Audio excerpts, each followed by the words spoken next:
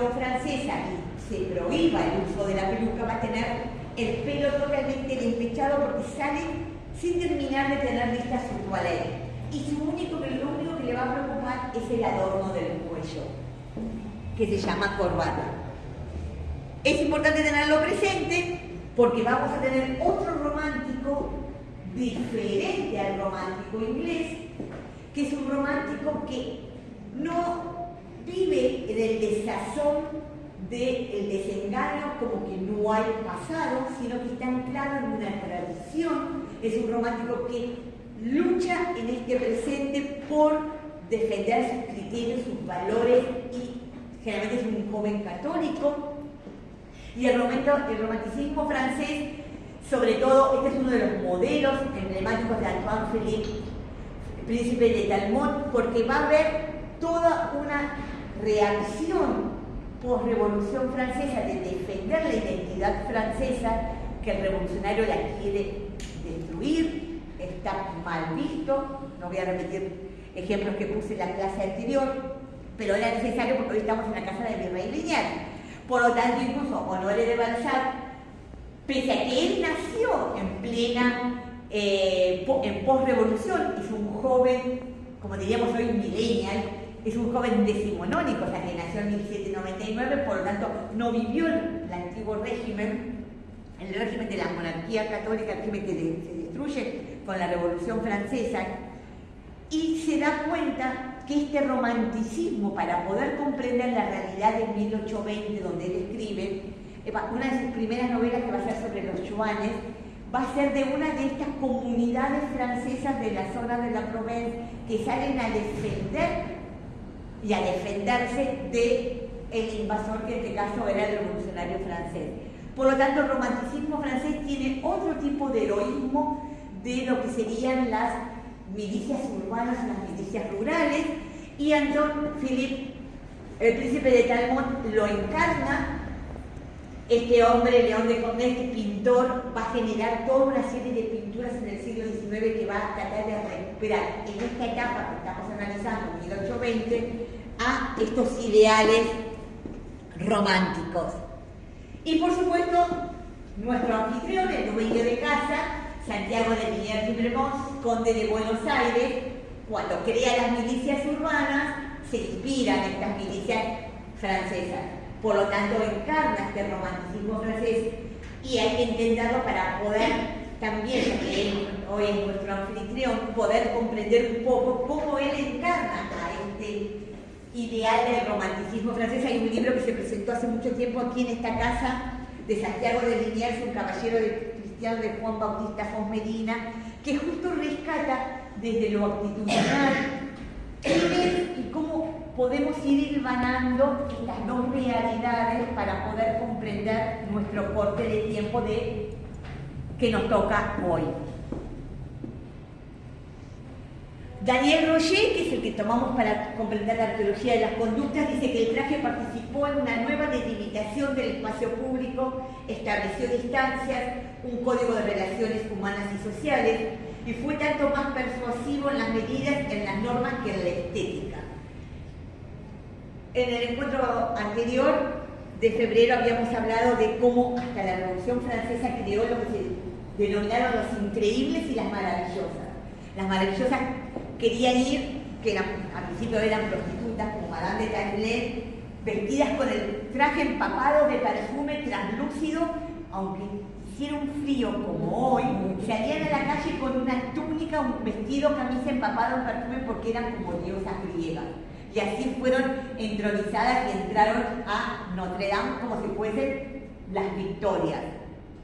Por lo cual, en nuestro entorno del Río de la Plata hubo una enfermedad, como comenté, que era la enfermedad de la muselina, que no eran otras como fuertes resfríos o pulmonías de salir con el traje empapado de perfume en un día como hoy, en un entorno así.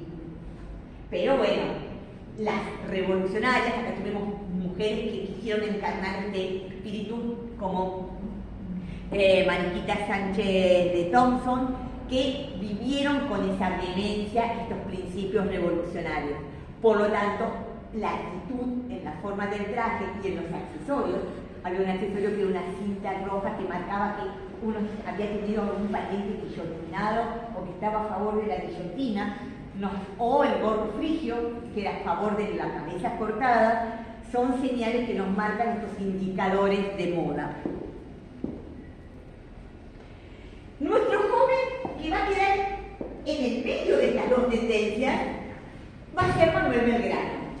Manuel Belgrano se educa en la Universidad de Salamanca, también vivió aquí a la vuelta, también es nuestro vecino de la casa de Virrey Liniers. Les paso si quieren el link. Este es un post que hicimos con la gente de Indumentaria Online, una revista de moda, analizando los tipos de calzones y pantalones y cómo van cambiando las tecnologías y las industrias vinculadas a la moda. Y en el caso de Manuel Belgrano, como joven moderno, se educa en la Escuela de Salamanca, en la Universidad de Salamanca, tiene el modelo hispano, es un petrimetre, pero cuando llega a esta etapa de 1810, y el retrato se lo va a hacer en Inglaterra, como si fuese un dandy al estilo Lord Brummel, porque era lo que era moda en ese momento. Entonces él está justo en las dos modas. Y como decíamos con algunos colegas, tiene las propias contradicciones de los jóvenes. También le pasa a Noé de Balzac. Nace con un criterio y termina en el final de su vida con otro. Y a él lo vamos a ver con el calzón al estilo de Lord Brummel. Él se pinta su retrato, por supuesto, en Inglaterra. Lo vamos a ver hasta con un frac de doble abotonadura, la corbata al estilo Lord Brummel, la forma de estar sentado. Vamos a ver que los petrimetres van a tener otra forma de estar sentados. Vamos a ver un detalle romántico en las fotos posteriores. Cómo tiene cruzadas las manos, el fondo de estilo de batalla, el chaleco. Por supuesto va a llevar el cabello desmechado hacia adelante y si tendría que cubrirse la cabeza, va a empezar a aparecer un sombrero de copa rígida que es la galera. Y Belgrano va a ser nuestro protagonista de este momento, entonces miremos algunos detalles interesantes de cómo se trató de dejar estas mechitas acá adelante, porque había que tenerlas bien marcadas para que se notara que estaba despechado. Tenemos que ver cómo usamos la camisa con el cuello alto, que parece como la cabeza cortada de la guillotina, pero con la corbata dando muchas vueltas al estilo Lord Brummel. Y que se note el frac y el chaleco que asoma un poquito por debajo. El tema de mostrar bien el cuello es interesante y sabemos que Belgrano es uno de los protagonistas de la etapa que nos toca hoy analizar. Marco teórico para ir entrando en esta época, sé que lo hice muy rápido para no llegar a lo que quiero contar hoy. Estamos fantásticos con el marco teórico. Estamos en 1814. ¿Qué pasa en Europa? Hay que respirar. Belgrano se va a Europa a traer las noticias. Ya no es como había sido en 1810, cuando entra Pepe Botella a España. Estamos en otra realidad. Francia, el Senado va a declarar como sucesor legítimo del trono a Luis XVIII. Fernando vuelve al trono de España, o sea que nosotros volvemos a ser España, éramos España. Y en 1815 encima se da la famosa batalla de Waterloo, donde tiene que abdicar Napoleón y va a ser encarcelado. Europa respira. Ya terminó la pesadilla de la Revolución Francesa y la revolución en el mundo que genera un nuevo tipo de guerra. Eso lo hablamos en el encuentro anterior, incluso se crea hasta una nueva forma de guerra muy parecida a lo que era la guerra romana, que era una guerra casi de exterminio. No estaba el código de ética, por eso los prusianos van a generar a través de Clausewitz un nuevo código de batalla para poder comprender cómo eran las guerras del siglo XIX en adelante. Y ahí es donde se decide, se organiza un congreso en Viena, se firma una alianza y esa alianza trata de restaurar la destrucción. Marcamos en el punto anterior que el modelo que se impone con la Revolución Francesa, que nace de la Revolución Inglesa, que entra a Estados Unidos de Norteamérica, que cruza el Atlántico, era destruir todo el pasado para, a partir de la destrucción, construir un mundo nuevo. Era el modelo del iluminismo. Por lo tanto, Alejandro I de Rusia, el reino de Rusia, el imperio austríaco, después va a ser Austria-Hungría, el nombre de la Santa Indivisible Trinidad, sus majestades, tratan de ordenar y generar un equilibrio a Europa para poder volver a reconstruir lo que había ocurrido en estos casi 30 años. Esas son las noticias con las que llega nuestro querido Manuel Belgrano, primero a Buenos Aires. Sí o sí hay que tener un rey, no podemos tener otra cosa. No, la República no existe, es un intento fallido que nació en Estados Unidos y que no funciona y que genera caos. Lo mismo que el imperio de Napoleón Bonaparte, o sea, lo que se veía en Europa. No se imaginaba, no había tenido frutos, más, nos dice incluso Baudelaire, pero el gran problema del nuevo Estado es el Estado, lo consideraban fallido. Por lo tanto, esa es la idea, supuestamente iba a ser el príncipe de Luca, se prepara todo en la catedral por si había que, en nuestra etapa de independencia, nos quedábamos como hijos que ya eran mayores de edad, o cuando llega a Tucumán, dicen no, esto es algo que estamos celebrando en estos días, acá hay bastantes modelos en relación a qué pasa con nuestros modelos monárquicos, y ese es el desafío de la moda. Por eso yo decía que la moda que nos toca en este momento es una moda en una etapa de transición. Se terminó el modelo imperio, se terminó el imperio, la Revolución Francesa en el imperio de Napoleón Bonaparte. Los vestidos de muselina transparentes, empapados en perfumes, o posteriormente en la época del imperio que eran las mangas mameluco, todas recogidas, se terminan. Empieza una nueva etapa, pero la industrialización, el modelo de la publicidad y el comercio de las manufacturas inglesas o sajonas, o en algunos casos portuguesas, también están necesitando un nuevo modelo de consumo y de publicidad, que es el que vamos a analizar ahora. En esta etapa que nos toca, como les comenté, nuestra querida Petrimestra, María Carolina de Borbón de las Dos Sicilias, los duques de Berry, van a ser los que van a imponer la moda y van a tratar de marcar el ritmo del cambio y este nuevo ritmo de belleza que estamos viendo. Y por eso cambia radicalmente el cuerpo y el acto del vestir en tan poquito tiempo, de un año al otro si queremos. Y los cambios comienzan hasta en lo actitudinal. Como bien comenta Honoré de Balzac, comienzan desde la toilette, desde el acto privado del vestir.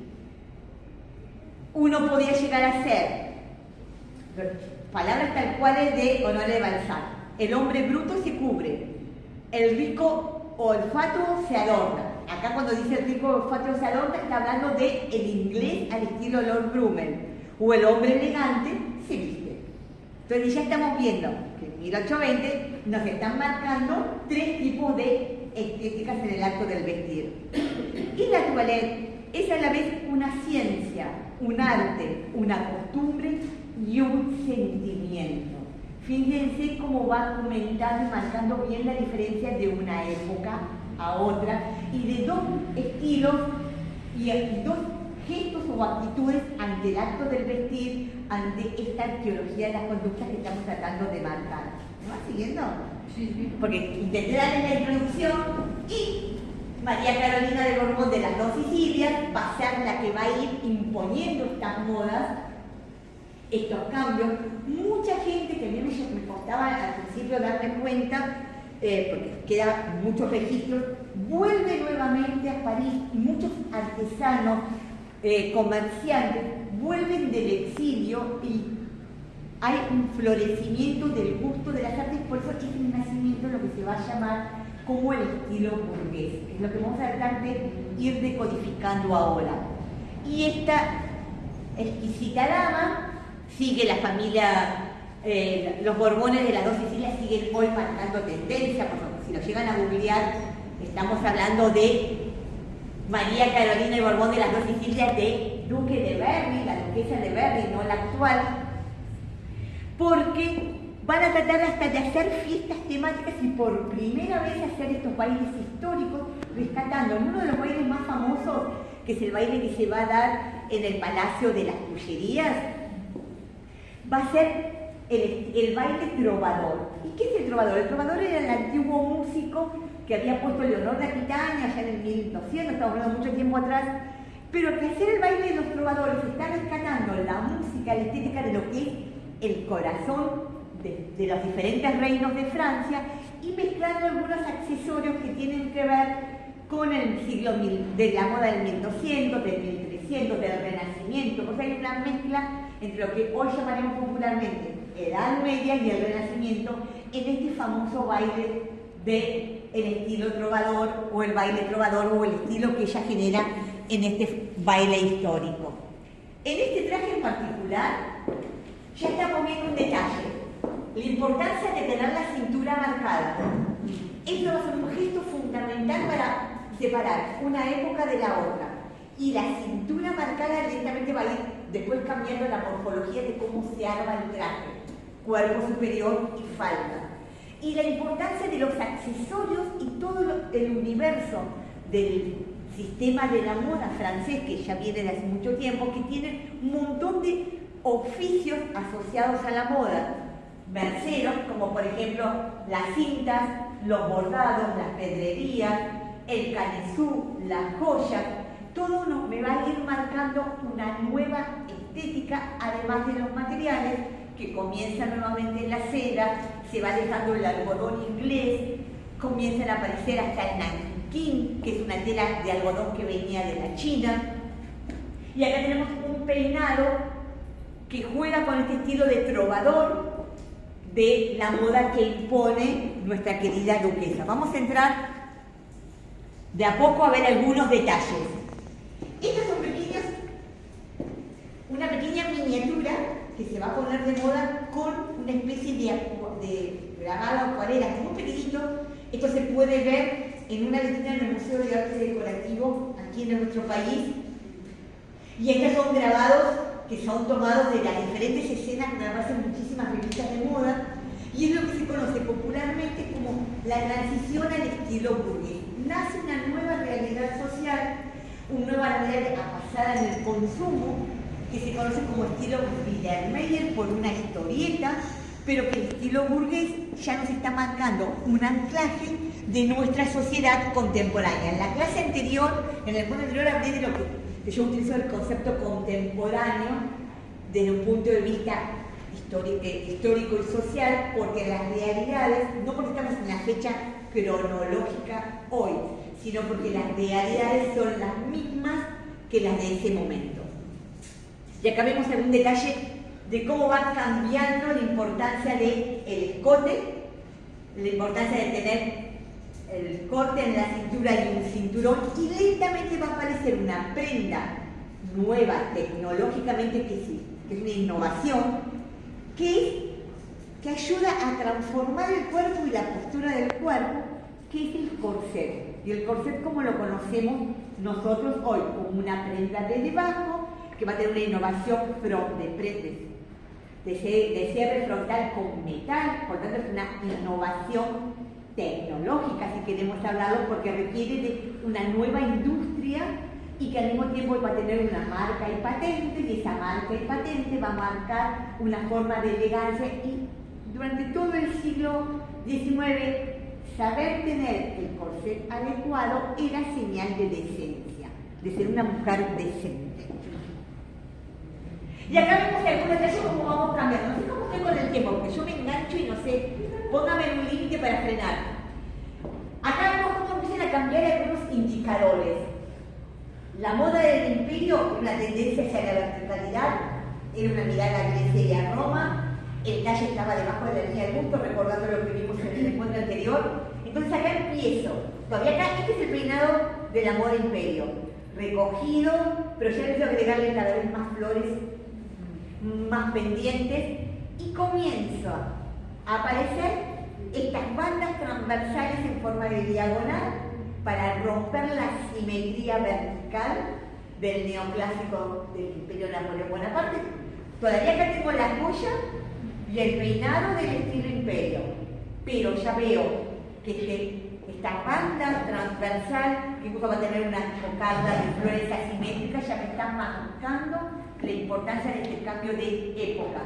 Y el ruedo cada vez más se va a hacer armado, relleno, con bordados, agregando guías de flores. Este tema de las flores hace recordar la época de María Antonieta, la época de Madame Elizabeth, que era la hermana de Luis XVI, o sea, esa época ideal de Francia.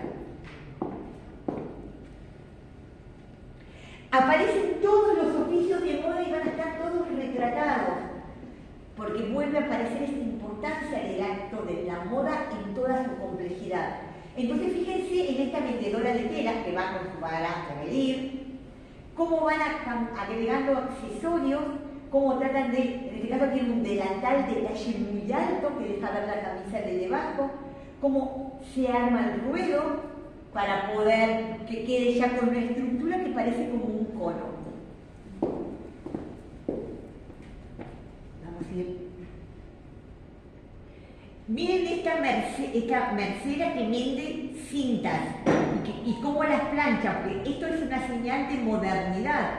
Es una persona que tiene una modernidad. Ya el traje, si bien no todavía la cintura no está marcada, tiene ya estas bandas o rebozos cruzados, ya está teniendo otro tipo de peinado con el rodete y los rizos de tirabuzones hacia adelante, ya está teniendo el ruedo armado. Y acá tenemos las mangas vedette de esta época. Volvemos de nuevo en esta vendedora de sombreros, como el talle se comienza, acá tenemos dos piezas separadas, el cuerpo superior que se nota que ya tiene el corset de debajo, la falda que todavía es de un tiro muy alto pero que viene armada, y me está mostrando que quizás lo que tengo debajo o esta falda puede llegar a ser una sobrefalda. El tema de prendas sobrepuestas es algo que caracteriza al estilo burgués y esta cantidad de oficios. Y estas mangas como pellizcadas, que están rearmadas, miren el detalle de una manga armada con estos calados para dejar ver el relleno de la manga de debajo y estas pasamanerías. Nos está mostrando la importancia de estos oficios y cómo a través de esta moda trovador están apareciendo especies de gorgueras, turbantes, tocados. Y miren en este detalle del traje de baile. La escotadura, hasta donde lo permitía la decencia, se nota la camisa de debajo. Pero comienza a aparecer esta especie de mangas y este frunce que se va a llamar Berta, y las sisas se comienzan a desplazar, porque en el traje de baile va a aparecer la petimetra, va a tener una actitud galante que ya no va a ser la de moverse como la revolucionaria francesa, la increíble. Va a tener que tener un abanico y va a tener que saber saludar y moverse. Por lo tanto, esto de tener los brazos levantados para cualquier lado no es elegante de una dama. Y esto va a ir acondicionando no solamente el cuerpo partido, sino al mismo tiempo cómo las sisas van a ir condicionando la forma de mover el brazo. Cuando estas mangas que vemos acá son mangas que se ponen y se sacan para marcar invierno o verano. Y si estamos en verano, los guantes van a cubrir y vestir todo el brazo. Miren en el mismo traje cómo se comienza a armar, bordado, con rellenos, flores aplicadas. Estas flores se arman, la importancia de los diferentes oficios, y cómo mostrar el pie de baile. Acá vamos a tener el minuet, que no vamos a hablar de danza, pero el minuet viene de la época del Luis XIV y una danza popular francesa que ayuda a mover los pies, como después va a crear el ballet Luis XIV. Y en nuestro país es muy interesante porque los viajeros les llama la atención que no había tantos oficios, pero que las damas porteñas eran muy habilidosas y se armaban ellas las prendas, porque todavía acá no había existido esa cantidad de comercio asociado al mundo de la moda. Acá vemos otro traje de baile, donde vemos que ya el detalle del cinturón, acá lo tenemos con guantes, y la manga recogida con cintas y flores, pero ya la sisa con la Berta desplazada, pero ya tengo teniendo el abanico. Y aprender a mover el abanico sin despegar el antebrazo del cuerpo. Por eso el estilo burgués, que es lo que estamos tratando de darle sentido ahora, como bien dice Honoré de Balzac y otros autores contemporáneos como Roland Barthes, es una forma de vida, no fue solamente un movimiento artístico, tomó todo el mundo de la vida cotidiana, transformó los espacios domésticos, transformó la ciudad, aparecen los bulevares, todo se transforma. Este renacer después de la Revolución Francesa lleva a un cambio que por eso se habla que es un estilo multidisciplinar. Ropa, música, pintura, joyas, la moral, la actitud, lo que es decente. Y nace una nueva clase que es la burguesía, porque ya el tema de los nuevos oficios, el trabajo en el Estado, los nuevos roles a nivel de desempeño, hace que aparezca una nueva realidad estética y el modelo va a ser sobre todo la familia real austríaca.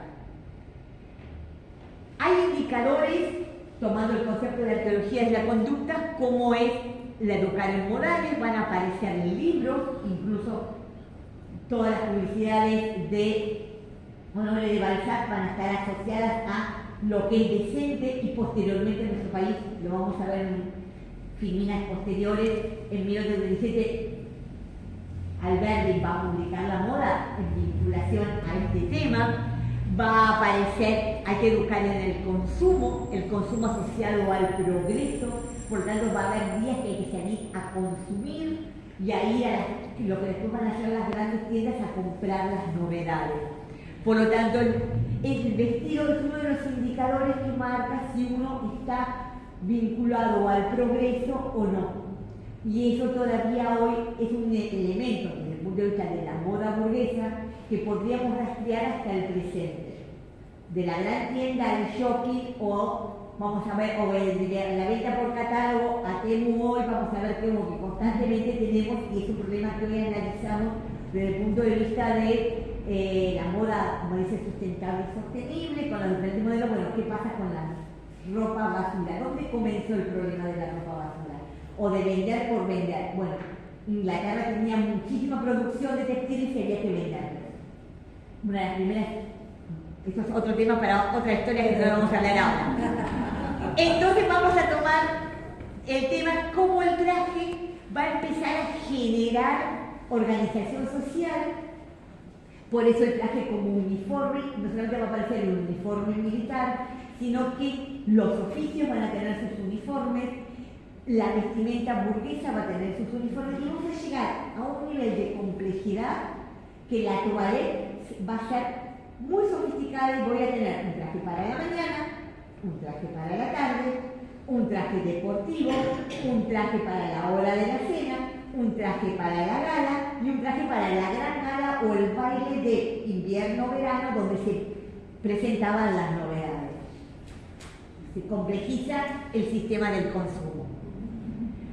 Veamos,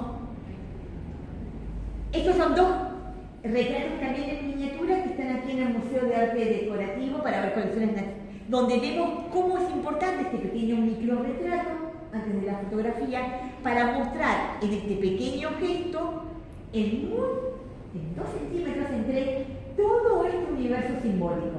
Incluso fíjese que este caballero, a diferencia de Belgrano, es un romántico francés porque tiene un libro en la mano.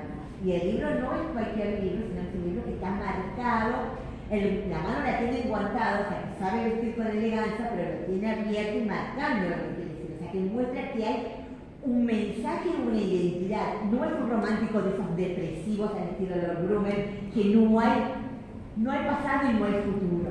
Es otro concepto. Y hasta en el micro detalle de 2 centímetros, trato de la forma de ponerme la capa, la forma de ponerme la pelerina, ponerme una prenda sobre de otra, hay que saberla llevar. Avancemos con detalles. El hombre también va a tener marcada la cintura. incluso va a haber fajas que van a tratar de achicar bien la cintura para poder sacar el busto y que sea diferente a la moda del imperio o la moda militar. Va a tener el invento de los sombreros rígidos de castor, de alpaca, incluso va a haber un castor brillante para que parezca tipo seda. Va a ser un boom porque el sombrero rígido armado va a ser una innovación tecnológica y por eso las copas van a ser muy altas y hasta muy anchas y va a haber diferentes tipos. Lo mismo que el abrigo de paseo se va a hacer muy entallado, largo, se llama redingote, viene del abrigo de montar inglés, pero va a tener una morfología diferente. Y lo interesante de los caballeros es que va a tener una sisa amplia pero fruncida y va a tener que mostrar hasta, puede ser 2 chalecos, porque el chaleco va a mostrar la elegancia del caballero y va a empezar a llevar chalecos que sean de piqué, de algodón, de seda y múltiples corbatas. Y por supuesto la capa. La capa como abrigo emblemático y hay que saberla llevar la capa. Fíjense en este grabado de moda, el caballero está a punto de saludar. Por eso se saca el sombrero y el saludo es de reverencia. Hay que saber llevar la capa, saber sacar el sombrero y saber saludar. Ya en el propio figurín de moda vemos la actitud de la elegancia de este caballero.